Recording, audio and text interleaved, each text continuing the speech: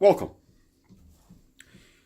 I just kind of wanted to go over with you what I intend to do with the original gauge cluster.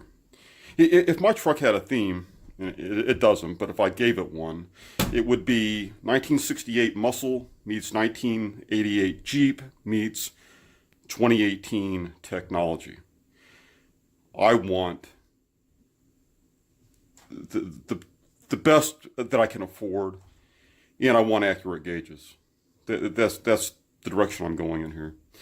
And my objective was to get 6 gauges in this cluster, in the original Jeep cluster, and to make it look like it had always been there. That idea has gone away, and I've come back to, I'm using Speed Hut gauges. I did not want the quad gauge. It wasn't what I wanted to start with. I wanted the original layout, and I wanted a new look. The original cluster layout with the TAC and the Speedo and the 4 individual gauges would have been fine.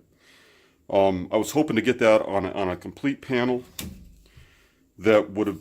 I wanted this replicated with a solid panel here. The gauge is exposed, and I'll show you a picture of what I wanted to accomplish. NVU was going to do that for me for about $3,000. That didn't happen. So I wound up with a local machine shop who was originally going to recreate this, what I'm calling the cluster mount, which is the old bezel. They were going to replicate this in aluminum with the 3 holes as a drop-in piece. In other words, I'd be able to put my gauges in there and just drop it back into what I'm calling now is the tray.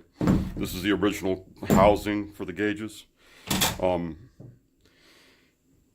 That didn't happen either. So what they agreed to do for me is to cut this piece of aluminum with the 3 holes in it. I've got a duplicate here, which I will sandwich behind this piece. I've got some additional work to do here. I've got some very fine filing to do. This whole piece is going to get sanded down. It'll be bonded to this now cluster mount, the old bezel. The back here, obviously I'm going to cut this out. The back will be ground down fairly smooth so that when I sandwich this other piece of aluminum behind it, and the reason for this is the gauges have a large lock ring. So I need, this is going to go away, and obviously I won't be able to screw the lock ring down tight and mount the gauges without this piece. I'm going to sand this down, bond it to this piece of plastic here, and then I'm going to run a bead of probably JB Weld probably, and melt it down, prime it, and paint it, mount the gauges on it. That's what I intend to do. And I think it's going to look just fine.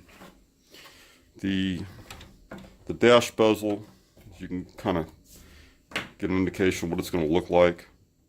It'll be fine. Wasn't what I was looking for, but I've got these additional panels here.